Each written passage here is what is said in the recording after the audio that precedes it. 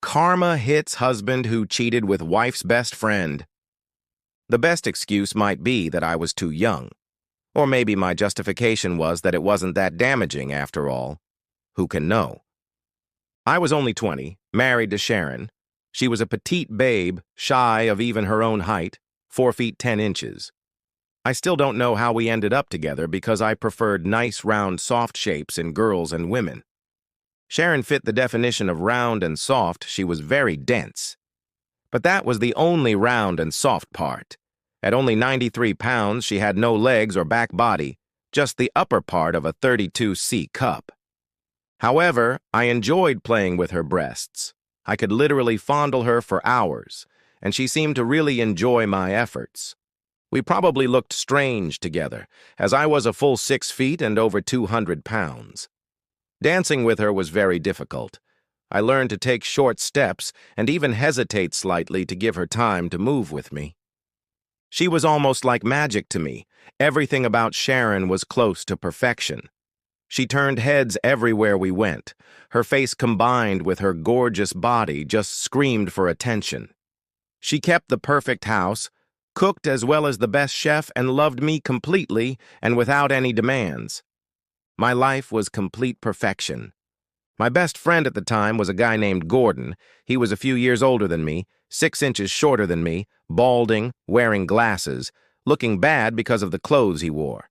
But he wasn't actually skinny at all.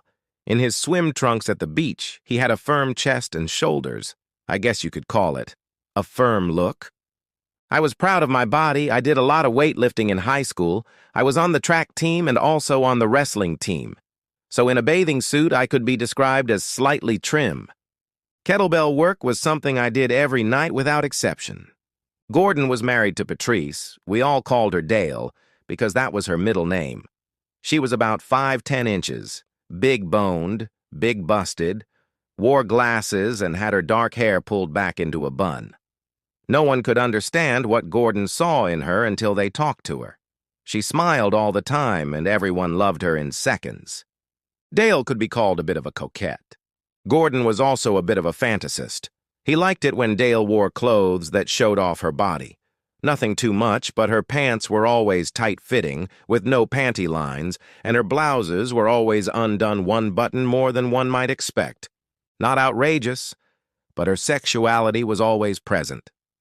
One day, the 4 of us went out to dinner, and the girls were dressed to perfection. Sharon was wearing a black evening gown that exposed one shoulder with only one strap holding it on, and it was cut at the side so that her thigh peeked out as she walked. I loved the way she looked and was half excited all night, anticipating one of our hour-long sessions when we got home. Dale was wearing a light pink-colored dress that exposed the top of both breasts so much that I expected them to be about to pop out. It was cinched at the waist with some kind of elastic material and then flared at the hips. It was also slit on the sides, but not as much as Sharon's. They looked great. At one point, Sharon rested her elbow on the table and the dress slid down a bit, showing off the top of her breasts. Gordon looked at it with a smirk. I poked Sharon and she adjusted her top. We all joked about it a bit. I said it wasn't fair that Gordon could peek at Sharon's boobs and I couldn't see Dale's breasts. Dale smirked and lowered her top, exposing one breast for half a second. We all roared at this. It was getting a little drunk and we were having sexy fun. Later, we all went to Gordon's house and sat around drinking vodka and tomato juice and listening to music. Gordon got up and put on some slow, dreamy music, and we were all feeling good. Well, tipsy. Then he leaned over and whispered something in Dale's ear. She blushed, but giggled. I was curious what this was all about, so I asked. I asked Dale to do a little dance for us, he said, grinning widely. Cool, said I. Oh, you guys, always excited, replied Dale, blushing slightly. Oh, come on, it'll be fun, encouraged Gordon. I'm too fat. I danced with you tonight. You're not fat. You're beautiful, said I. Sharon threw me an oblique look but said nothing. How about you? I said to her. Yeah, that would be great, added Gordon. We both coaxed each other until finally Dale stood up and did a few wiggles. She even moved the top of her dress a little, letting her breasts show for a second or two. That was the end of it. Sharon and I wished each other a good evening and headed home. On the way, Sharon was a little wordy, and I was too drunk to pay attention. This should have been a warning, but I was too drunk to even drive, let alone notice her slightly upset state. I was more interested in avoiding the local police, who I knew would gladly put me away for the night. I reached for Sharon as soon as we were in the bedroom, but she waved me off, saying she wasn't in the mood, which was rare for her. That should have served as a warning, too. A few days passed, and the four of us went out for the evening to a local tavern.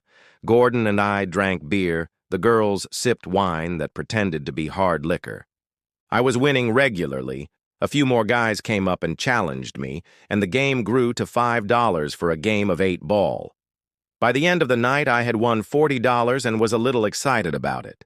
Gordon was driving, so Sharon sat in the front, and Dale sat in the back. She was dozing, having a hard time keeping her head up. I leaned against the back of the seat, casually glanced over and realized that Dale's blouse was undone by a couple of buttons. Feeling playful, I reached back and stroked the top of her right breast. Gordon and Sharon were sitting facing forward and were also a little out of it, but they didn't notice. Dale, on the other hand, did notice.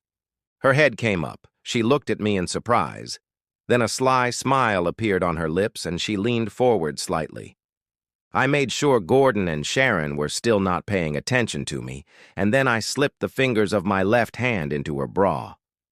With the back of my fingers, I fumbled for her breasts and gently twisted them as gently as I could given the awkward angle. Dale's mouth dropped open and she flinched slightly, then grinned. I stroked Dale's right breast for a good half a minute and stopped when Gordon turned toward our house.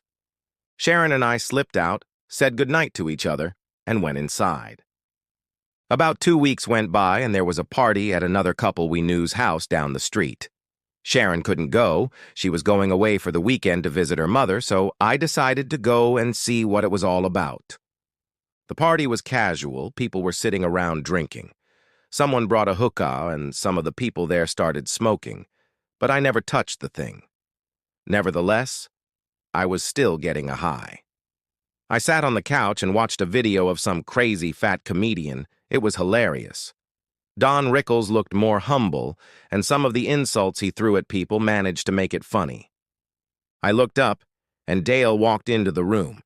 She looked lovely, in tight pants and a soft blouse unbuttoned just enough to show the top of her breasts. "Where's Gordon?" I asked. "He's on shift this week, said he'd come by around midnight." She said this with a half smile. I glanced at the clock. It was 10:30. We looked at each other and understood each other. How do you explain that moment? If it ever happens to you, you'll understand. "Shall we go?" That was all I said. "Okay." We got out and walked the block and a half to Dale and Gordon's house. Before we could even enter the house, we were already kissing, my hands roaming her body and her head leaning back. Walking over to the couch, I unbuttoned her blouse and pulled it down off her shoulders. My mouth moved down to kiss and stroke her breasts, and my right hand stroked her thigh. Then she leaned back on the back of the couch, reached out her arms, and pulled me to her sides. "Oh, I shouldn't do that," she said as I started to have sex with her.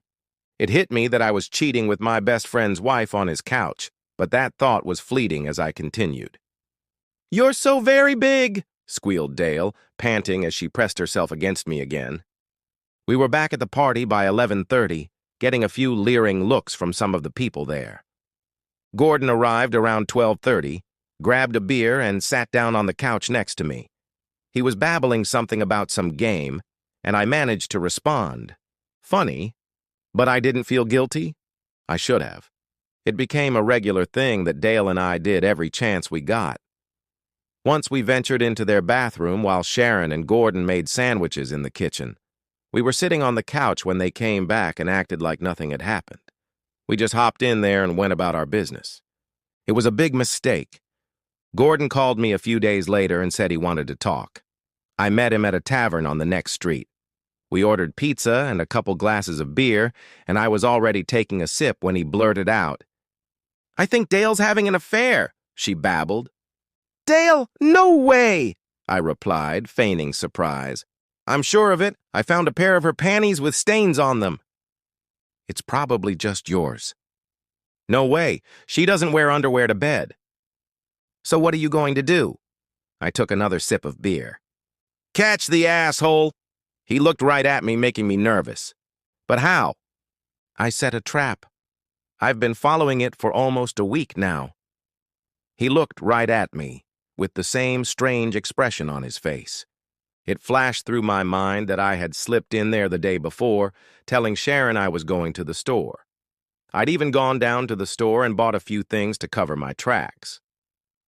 "So when did you find out?" I asked, already guessing the answer. "I found out today.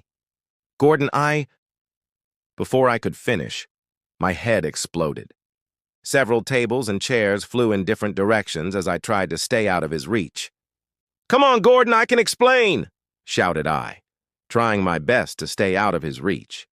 In truth, I had no idea how I was going to explain.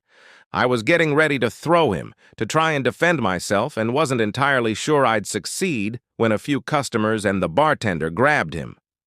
"You slimy asshole!" he shouted at me as I hastily backed away. "What happened to you?" asked Sharon as soon as I walked through the door. I hadn't realized that I was bleeding from several scratches. I had a bump on my head and a few other spots that were starting to pop up. I immediately headed to the bathroom, Sharon a step behind me. I washed my face, checking my swollen lip in the mirror. I should have gotten a nice shine, too. "What's wrong?" insisted Sharon. "Gordon, we had a fight," muttered I. "Gordon? What? How? What is this nonsense?" Then it hit her. The expression on her face changed. "You slimy asshole!" she screamed at me. For the second time today, I heard those exact words. I guess they were true, too. "Sharon, get away from me!" She ran into the bedroom, slamming and locking the door. I pounded on the door, calling her name, but she didn't answer. Finally, I gave up, went and sat on the couch. I tried again when she came out with her suitcase, grabbed her car keys off the counter, and headed for the door. "Where are you going?" "I'm going to my mom's, and you stay away from me." I stood there and watched her start the car and drive away. Tears streaming down my cheeks, I went back into the house and sat down on the couch. I was woken up by the phone ringing. It was Dale. "Gordon found out." Those were the first words out of her mouth. "Yeah, I know. So what do we do?" "I don't think there's anything we can do. We'll just wait and see what happens." "What about Sharon?" "She left me." "Oh, God. I'm so sorry." "Yeah, we kind of blew it. I figured if I gave Sharon time to calm down, she'd forgive me. We would sit and talk, I would hug her and tell her I was sorry, and she would smile and agree. It would be okay. I loved her more than anything, and she had to know that. Everything would work out. The divorce papers came 2 weeks later. I tried several times to talk to her, to try to explain, to apologize, but she wouldn't hear any of it. Dale's divorce from Gordon was finalized just 2 weeks after mine. I fell into a rhythm of working all day, coming home and drinking all night. I didn't even see Dale during this period. I didn't go anywhere. Everything came to a head as I sat in her lawyer's office going through papers. Sharon hadn't tried to take the house, my truck, or the boat and trailer. She did, however, take half of the bank account and the monthly check. I didn't even protest, just signed the papers. A few weeks later, I was sitting on the porch feeling sorry for myself, half drunk, when a car pulled up. It was Dale. She was thinner, her hair was different, down over her ears. She was wearing a beautiful summer dress. "Hey, Dan," she said, sitting down on the bench next to me. "How are you?" I smiled back. "I just wanted to see you. You've lost weight and you look good." She lied. "You too." I took another sip of my beer.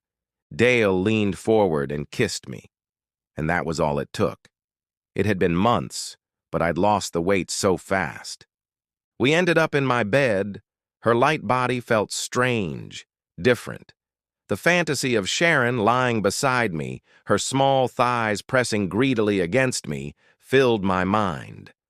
I made love to Dale, but mentally I was already back there, hugging my Sharon again.